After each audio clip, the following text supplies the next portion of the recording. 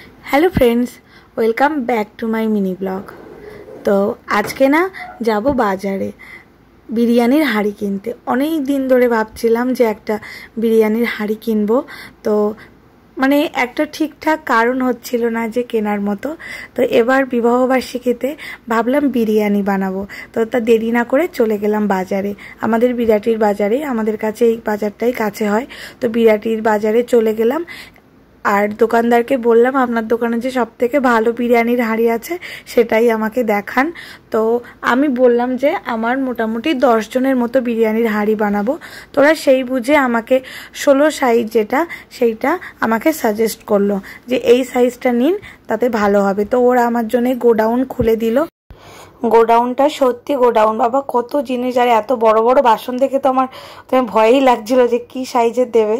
তো ওরা প্রথমে একটা সাইজ আমাকে দেখাচ্ছিল, তো সেটা অনেক বড়। আমি বললাম এত বড় হাঁড়ি দেখে আমার সত্যি খুব ভয় করছে, তুমি এর থেকে ছোট সাইজই দাও।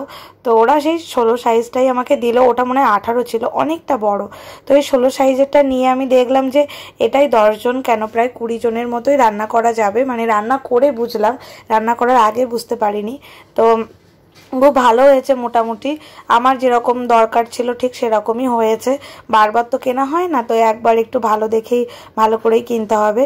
তো এটা নিয়ে নিয়েছি। এবার বানাবো হচ্ছে বিরিয়ানি। আর আজকে যে বিরিয়ানিটা বানাবো সেটা হচ্ছে স্মোকি বিরিয়ানি। এই বিরিয়ানিটা আমার রেসিপিটা ইউটিউব চ্যানেলে দেওয়া আছে, আমি পরে একবার আপনাদের সাথে পরের ভিডিওতে শেয়ার করে দেবো। খুব সুন্দর বিরিয়ানিটা। আমাদের বাড়িতে এমনি নর্মাল যে বিরিয়ানিটা হয় অনেক মশলাপাতি থাকে, তো অনেক কিছু দেওয়া হয়, মাও খেতে পছন্দ করে না, আর আমার হাজব্যান্ডও খেতে অতটা পছন্দ করে না। কিন্তু এই বিরিয়ানিটায় কোনো রকম তেমন মশলাপাতিও পড়ে না, নর্মাল একদম। তো কোনো রকম হজমেরও সমস্যা হয় না, তাই এই বিরিয়ানিটা আমাদের বানানো হয়। তো আমি ওই তেল গরম করতে দিয়েছি, আর এইদিকে বাবুর জন্যে আপেল সেদ্ধ করতে দিয়েছি। ওর আপেলটা এরকম ভাপিয়ে রেখে দেওয়া হয়, একদম নরম হয়ে যায়, তারপরে ওকে খেতে দিই ম্যাশ করে। আর এই দেখুন, এটা কয়লার ধোঁয়া দিতে হয় এই বিরিয়ানিটায়। তো আমি কয়লার উপরে ঘি দিয়ে এবার ঢেকে দেবো। এবার আমি ওর জন্যে স্যালাড বানিয়ে নেব। তো বাবা একটু আগে শশা এনে দিয়েছে স্কুল থেকে এসে, সকাল আর আমি বাজার থেকে আনিনি। তো এই শশাগুলো কেটে নিলাম। আর এই দেখুন কি সুন্দর বিরিয়ানি হয়ে গেছে ঝরঝরে। এই বিরিয়ানির টেস্ট একদম সম্পূর্ণ অন্যরকম। আর আমারও ইচ্ছা করছিল যে অ্যানিভার্সারির দিন একটু বিরিয়ানি বানাই, সবাইকে বানিয়েও খাইয়েও দিয়েছে।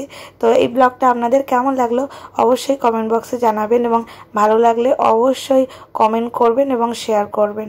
এখনকার মতো টাটা।